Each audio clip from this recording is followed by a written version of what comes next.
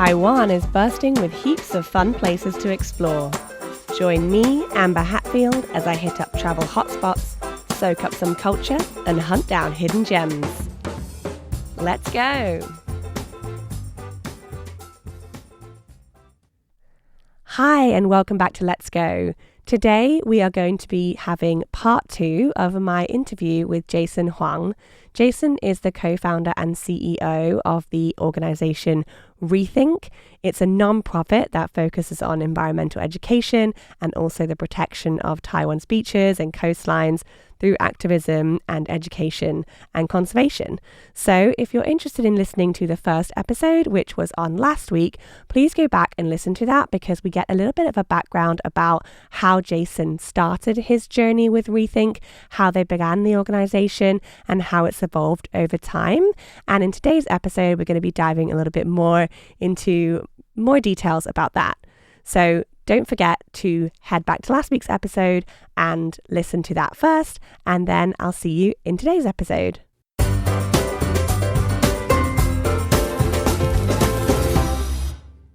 Jason and I begin by discussing some of the different kinds of events that Rethink run around Taiwan. In Rethink, there are different types of events. So including we host like national cleanup events that's super huge. Thousands of people will be part of the events. And also we try to spread the impact into local events to let the local volunteers to join us to do the surveys, and also the smaller events to let the cleanup events can be more frequent. Okay. It must be a lot of work to set up all of these things. All the connections, all the networks. So what can someone kind of expect when they go to join an event? You said they're quite big, so you can expect like hundreds or more than hundreds of people to be there on the beach. Yeah. And what's the environment kind of like? I can imagine it's kind of like very camaraderie and everyone's having a good time, or what's it kind of like? I would say it's hot. Because normally we host events in summer times. So people may have vacations, or the students will be more available. But I have to say, in events, what you will experience is that there are lots of like-minded people that you will meet.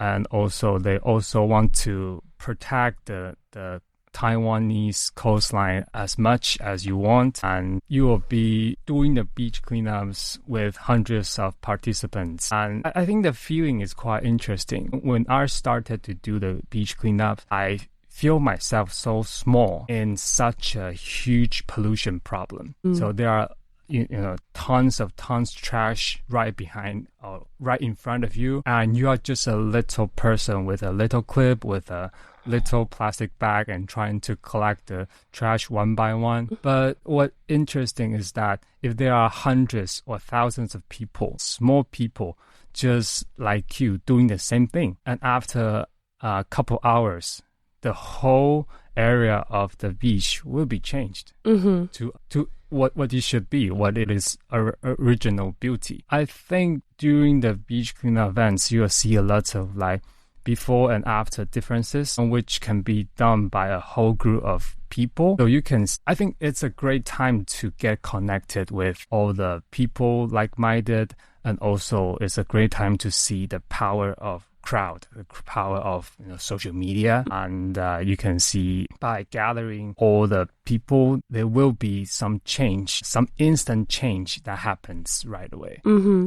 Yeah. So I'd love to know what is some kind of interesting or the most strange kinds of trash that you find on the beach in Taiwan. Are there any things that have kind of stood out, like, what's that doing here kind of thing? Or is that just kind of everything? I have to say I've seen everything in the ocean and on the beach. The common items are like lighters, plastic bags, glass bottles, cans. That's just really common. But we found some special or even historical trash, including military food that is actually with our former president's face on the package, which is actually the product during the time of the civil war between Kuomintang and the communists. So that is the fact that shows us the fact that the marine debris, the trash the human beings created will never go away because the nature can never consume it. So it just stays here with us, and a lot of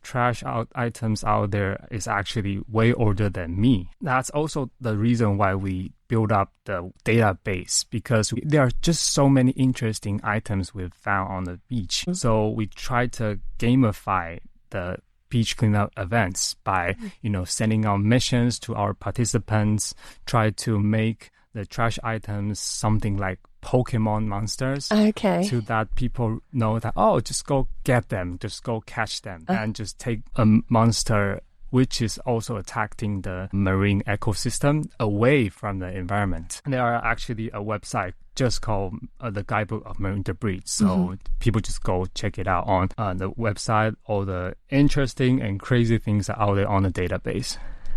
That sounds fun.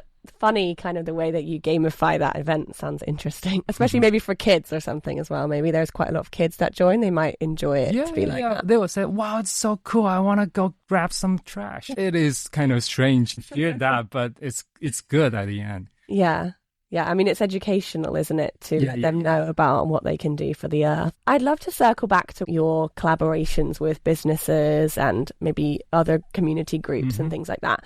Could you tell me a little bit about how you are collaborating with businesses to kind of further your mission? I think we do a lot of social media marketing. So the business help us to get into other industries and different topics. Like the food delivery service is one of our biggest partner. So it is actually their responsibility, or you can say guilt, to do so. Because the service itself creates tons of the food package every single day. But we want to collaborate with the food delivery service to reach out to the consumers, and we will deliver some educational topics, including how you should sort the trash, how you can clean up all the paper containers before you just give it recyclable bins. What should you do with the food waste, and what should you do to prevent it from creating some unnecessary food waste? And what are their costs and their environmental impacts. So because if we only try to spread out the message by our Rethink's social media platforms, the algorithm have some certain limitation. There are lots of people that we cannot reach. Only by collaborating with all the brands, all the different industry, we can reach out to what we will say is the real world. All the real world consumers who's really creating some pollutions or trash out there, they should be the ones being educated. Yeah. So there are also a lot of other industry we've been collaborating with, like the electric scooters and some global or local brands doing, daily facial care. So all the brands, all the industries that will create certain amount of trash or their consumers should be educated. We've been reaching out to them, or they will come find us to try to collaborate with come up some topics or some educational contents together to give all the consumers a better understanding of what their being daily choices or daily consumption should be better. It's interesting that you said that, though, because I know that you mentioned before, and we know that kind of trash and waste disposal and, overproduction of all these things that we throw away is kind of a systemic issue, right? And so, of course, it's important to share this information, like brands want to share it with their consumers, but it's also the brand themselves. Like I said, do the brands kind of partner with you to somehow reduce their own waste as a brand, or is it kind of passing it to the consumer to learn about it? I think it's both, including the consumer education, and also some brands comes to us to kind of make their operation better. Okay. So there's one project called Green Vendor that we, being a big partner with the biggest food delivery service in Taiwan called Foodpanda. Yeah. So we set up certain environmental criteria for all the vendors to join in. So among all the criteria, you may find something like how to, reveal your menus more clear to prevent the food waste for the consumer, because a lot of the consumers, they may not know the real ingredient inside their food according to the original menu. So there's something they might be disliking, like coriander, garlic, pepper. So that's also a very big reason behind the food waste, according to our consumer survey. So by revealing all the ingredients on their menu clearly, that will prevent a very big amount of food from wasting. And also, we encourage different vendors from making their package more recyclable. Okay. Something like rubber bands or the foil paper, they can be prevented. So the vendors can join this, green vendor criteria by changing a bit about how they operate every day. And also the platform will give them better exposure to let the vendor understand that, by being more environmental, I can maybe get more orders from the consumers. I can generate more money from it. So that makes environmental profitable. So that's the goal, and that's the mission that we want to achieve in this project. Okay. I see. Let's go back a little bit to kind of the aspect of travel and people coming here to Taiwan. So do you feel like there's anything that tourists or travelers can do to kind of make their trip in Taiwan more sustainable, or things they can do to kind of protect the environment when traveling? I see. I would suggest like all the travelers, like national or international travelers, there are eco-friendly accommodations that you can actually choose from, which is certified by the government. Among all the accommodations, you can see all the vendors, they just don't prevent all the like single-use toiletries or the utensils, and also there may be some water-saving infrastructures, facilities. So by choosing a better and more eco-friendly accommodations, you can enjoy the nature while you have a very limited or less impact on it. And also the other part is like just bring your own utensils or toiletries with you all the time, because the government has banned the accommodations or hotels from provided it free, but you still can buy the single-use ones if you really forgot. So it was still the best choice to bring your own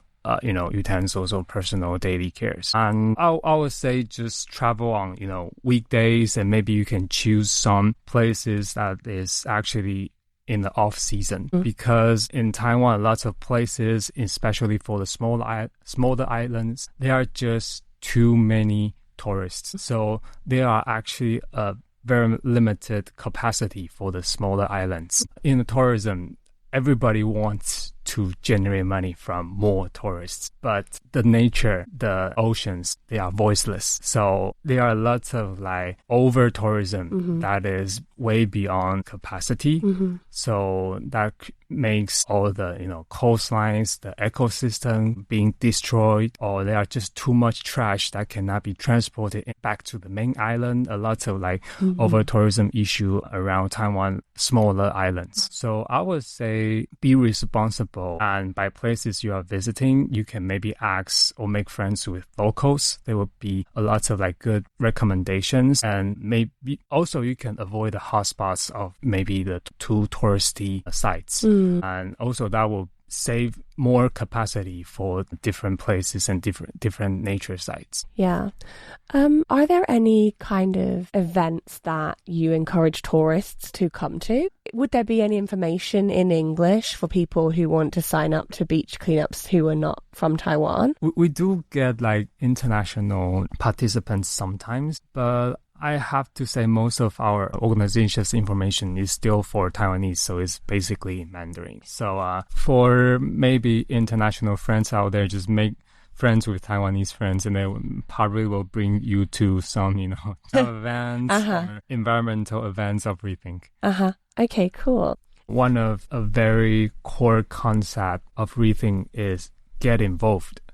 And the distance between us and nature will define and decide how much we see and how much problem we can be aware of. So just get involved, get to the oceans, get to the mountains, and by seeing it, by understanding it, you will have the concept, the whole new perspective and whole new awareness, understanding why you should be environmental when you go back to your daily lives. Mm-hmm. That will give you also the power, also that will drive you to do all the environmental good work you've been doing, and maybe bring some more friends and spread out the message, the impact to other communities, and just get involved with the nature, with the oceans, with the topic. That will drive you to know what you should do in the next step. Because I think there are lots of people come to me saying that,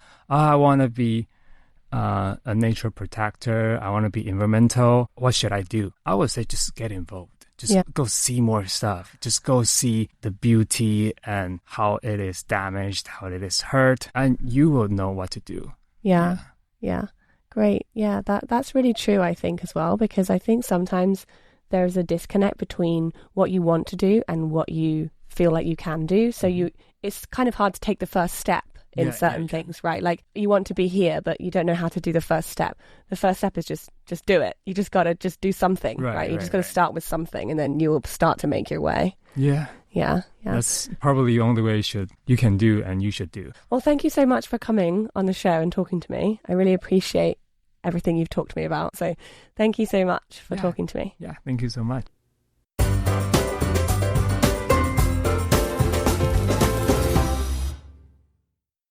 Thanks for listening to today's episode. I hope you really enjoyed it. It was great for me to talk with Jason about all of these very important issues. And if you have any questions, please email me at amberesh@rti.org.tw, and I will see you in next week's episode.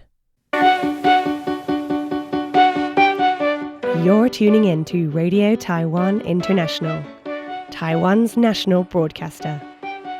Here at RTI, we have a range of entertaining and informative content for you to enjoy. You can find all of our content on our website at en.rti.org.tw. That's en.rti.org.tw for news, shows, and more. We're also on shortwave radio. If you're residing in South Asia, we broadcast from 1600 to 1700 UTC at 9405 kilohertz. From all of us here at RTI, we wish you a lovely day.